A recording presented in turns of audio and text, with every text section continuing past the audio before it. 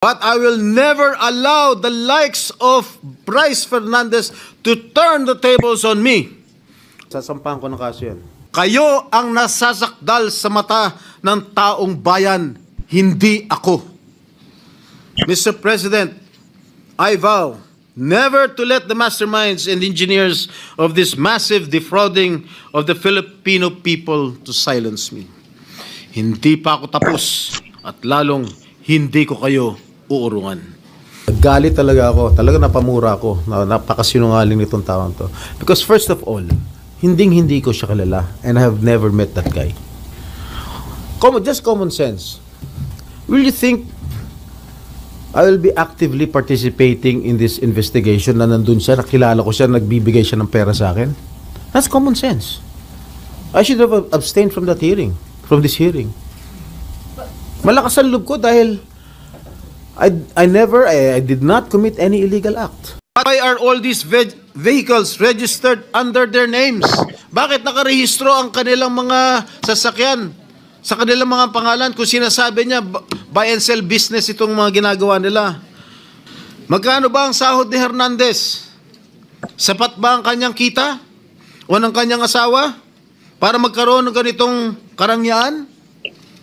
Mr. President, ginagamit bilang umano'y ebidensya laban sa akin ang mga larawang kuha sa iba't ibang okasyon gaya ng birthday party. Makailang beses ko man na nakaduupang palad si DE, District Engineer Henry Alcantara, kaya ko humarap sa kahit sino at sabihin na hindi ko siya personal na kilala. Mismo ang Pangulong Marcos na nga nagsabi na ang mga larawan natin ng mga opisyal o public figures ay hindi sapat na batayan para patunayan at masabing talagang kilala natin ang mga nakakasalamuhan natin. To quote President Marcos, alaman naman ninyo, ini-name drop lahat. Magpapakuha lang ng picture tapos sasabihin, o tingnan mo, malapit kami. Sa isang araw, 1,000 yung nagpapapicture sa akin eh. So lahat ng 1,000 na yan, malapit na ba sa akin? People have to be more careful at huwag sila masyadong gullible. Yan po ang sinabi ng ating mahal na Pangulo. Tungkol naman sinasabi niya, hinggil sa isang nagngangalang Beng Ramos na nagpakilala daw ng miyembro ng aking staff sa Senado. Malinaw na ipinakita niyang text exchanges sa kanyang cellphone na nangyari ang kanilang pag-uusap tungkol umano sa isang pagdideliver ng pera noong December 22, 2022. Mr. President, 6 na buwan pa lang ako mula nung mahalal muli sa Senado. Wala akong kinalaman or anuman partisipasyon sa budget deliberations para sa 2022 budget. Mag-iimbento ka lang, sablay pa. Mr. President, there is no one among my staff named Beng Ramos. Wala akong staff o consultant na Beng Ramos.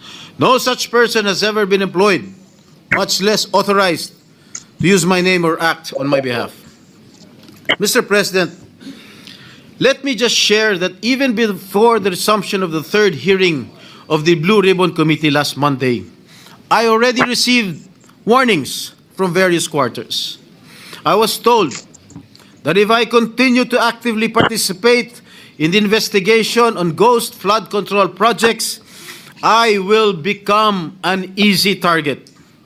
An easy target, they say, because of accusations hurled against me in the past relating to the PDAF issue. Mr. President, I told these people, warning me, and as I have stated at the start of the Senate investigation into these public works anomalies, hinarap ko po sa hukuman lahat ng kasong inihain laban sa akin. Hindi lang ako sumuko ng kusa nung ako'y pinaratangan at ikinulong. Ako po'y nakipaglaban ng patas sa proseso ng batas at hustisya at naghintay ng matagal na panahon sa pagdating ng hatol sa mga kasong ito. Hindi po ako nawala. Hindi po ako nagtago. Hindi po ako tumakas o nagbintang ng mga taong walang kinalaman sa mga akusasyon laban sa akin.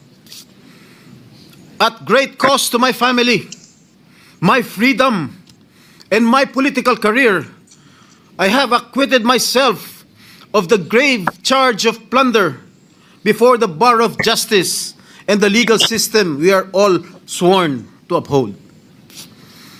Should that sad and dark chapter of my life be a reason for me now to do nothing, say nothing, and just keep quiet when my job as an elected senator of this country calls on me to take a stand and expose these people? No, Mr. President, I cannot and will not shirk from my sworn duty to ferret out the truth. I will not be silenced when I know I can contribute something to the task at hand. I will continue to do my best to be worthy of the support that I was generously given by the people who elected me back to this Senate. Tama nga nagbigay ng babala sa akin. I am an easy target.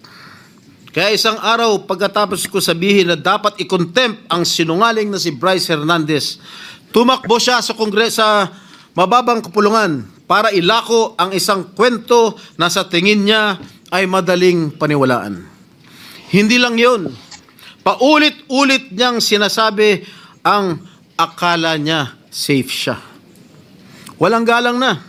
Halatang galing pa sa isang script na binabasa. Marami sa akin ang nagsasabi, huwag kong patulan ang isang tao na sa sobrang kapal na muka, nakuha pong magkasino habang iniimbestigahan ang mga krimen niya dito sa Senado. Mr. President, kung nakuha kong humarap sa kaso at tanggapin ang kaparusahan ng isang krimen kung saan ako'y napawalang sala, lalong kayang-kaya kong harapin ang isang Bryce Hernandez na lantarang sinungaling at magnanakaw.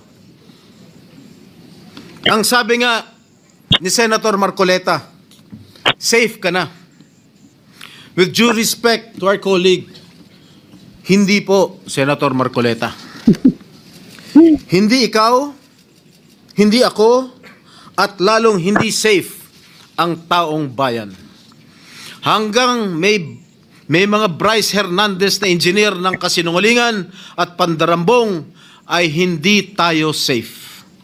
Hanggang may mga ghost projects sa DPWH at iba pang ahensya ng gobyerno, hindi safe ang pera ng bawat Pilipino na nagbabayad ng buwis.